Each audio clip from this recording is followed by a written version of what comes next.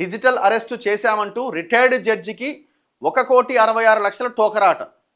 జడ్జిలే మోసపోతే ఎట్లా ఇది? రిటైర్డ్ జడ్జే మోసపోయిండట. 1,66,00,000 మోసం చేసిరట.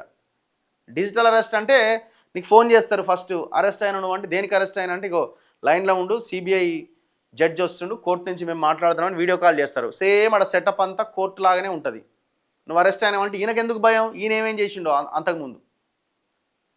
ఈయన అకౌంట్లో డబ్బులు ఉన్నది చూస్తారు, చలో వాళ్ళ పని పడతారు. వీళ్ళంతా పెద్ద పెద్ద వాళ్ళు, పెద్ద పెద్ద ఆఫీసర్లు, రిటైర్ అయిన వాళ్ళనే టార్గెట్ చేసుకుంటారు. అట్లా ఒక రిటైర్డ్ జడ్జిని టార్గెట్ చేసిరట. టార్గెట్ చేసి 1,66,00,000 మోసం చేసిరట. మనీ లాండరింగ్, హ్యూమన్ ట్రాఫికింగ్ చేస్తున్నావు అని బెదిరించిన సైబర్ నేరగాళ్ళట. సిబిఐ నుంచి ఎంక్వైరీ చేస్తున్నామని, ఇంటి నుంచి బయటకు వెళ్ళొద్దని వార్నింగ్ ఇచ్చిరట. బెంగళూరులో కూడా కేసు నమోదైందంటూ బెదిరించిరట. మరి ఇప్పుడు ఆ రిటైర్డ్ జడ్జి పేపర్లు చదువుతలేడా, టీవీలు చూస్తలేడా, ఫోన్ చూస్తలేడా? పోలీసులు అందరూ ఈ డిజిటల్ అరెస్ట్ అనేది లేదురని ఆయన అసలు అట్లాంటి అరెస్ట్ ఉండదని చెప్తున్నారు కదా. అసలు జడ్జికి తెలియదా డిజిటల్ అరెస్ట్ ఉండదని? మరి వాళ్ళు ఎట్లా జడ్జిలు అయ్యారండి? అసలు డిజిటల్ అరెస్ట్ అనేది ఒక పదం అనేది లేదు అని జడ్జికి తెలియకపోతే ఎట్లా? ఎక్కడి కథ ఏంది ఇది?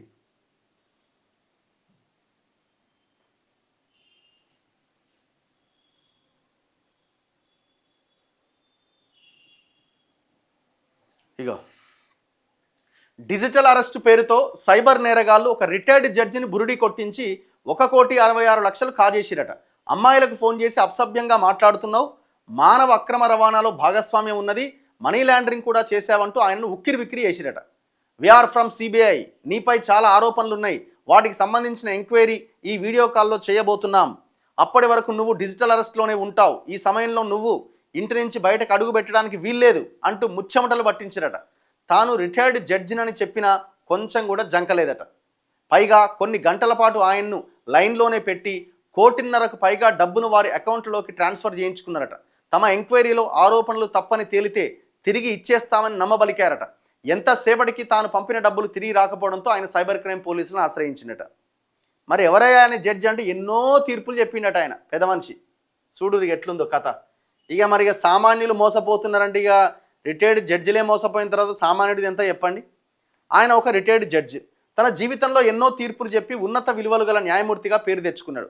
కొన్నేళ్ల కింద పదవీ విరమణ పొంది ఇంట్లోనే ఉంటున్నాడు. కానీ ప్రస్తుత సమాజంలో ఏం జరుగుతోంది, ఎటువంటి మోసాలు జరుగుతున్నాయన్న అవగాహన లేకపోవడం ఆయన్ను తీవ్రంగా నష్టపరిచింది. ఇప్పుడు ఆయన సొసైటీలో ఏం జరుగుతుందో పక్కన పెట్టండి, అసలు ఫోన్లల్లో చేసి మిమ్మల్ని అరెస్ట్ చేస్తున్నాం అనేటువంటి క్లాజు, ఆ చట్టము, రాజ్యాంగం ఎక్కడైనా ఉందన్నదన్న తెలవాలి కదా.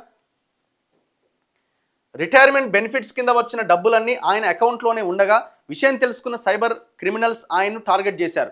కొద్ది రోజుల క్రితం ఆయనకు కాల్ వచ్చింది. లిఫ్ట్ చేసి మాట్లాడితే తాము సిబిఐ అధికారులమని పరిచయం చేసుకున్నారు.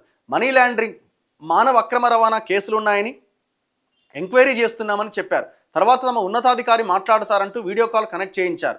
సార్, మీ పైన కర్ణాటక రాష్ట్రం బెంగళూరు సిటీలోని ఇందిరానగర్ పోలీస్ స్టేషన్లో కేసు నమోదైంది. సారీ టు సే దిస్, మానవ అక్రమ రవాణా కేసులో మీ పైన నాన్ బెయిలబుల్ వారెంట్ ఇష్యూ అయింది. మీ ఆధార్ కార్డుతో లింక్ అయిన 2 ఫోన్ నెంబర్ల నుంచి మహిళలకు అసభ్యకరమైన కాల్స్ వెళ్తున్నాయి అని మాకు కంప్లైంట్స్ వచ్చినాయి అని భయపెట్టిరట. అందుకే తాము డిజిటల్ అరెస్టు చేశామని, ఇప్పుడు తాము చెప్పిన విషయాన్ని కుటుంబ సభ్యులు, బంధువులకు, పోలీసులకు ఎవరికీ చెప్పొద్దని, అలా చేస్తే వెంటనే అరెస్టు చేస్తామని హెచ్చరించారు. దీంతో రిటైర్డ్ జడ్జి కంగారు పడ్డాడట. మనీ లాండరింగ్ కేసు ఉన్నందున బ్యాంకు ఖాతా వివరాలన్నీ చెప్పాలని అన్ని వివరాలు తీసుకున్నారట. అకౌంట్ చెక్ చేస్తామని, అంతకుముందు అకౌంట్లోని డబ్బులన్నీ తమకు బదిలీ ట్రాన్స్ఫర్ చేయాలని కోరినట. అన్నీ సరిగ్గానే ఉన్నాయని తేలితే డబ్బులు తిరిగి ఇచ్చేస్తామని చెప్పిరట. ఇక ఆయన ఏడ్చుడే పెట్టినట్టుండి పాపం ఆ జడ్జి. ఎక్కడి జడ్జు, ఎక్కడి కథ చూడరి. మరి ఎంత గొప్ప తీర్పులు ఇచ్చిండో పెద్ద మనిషి. దారుణం.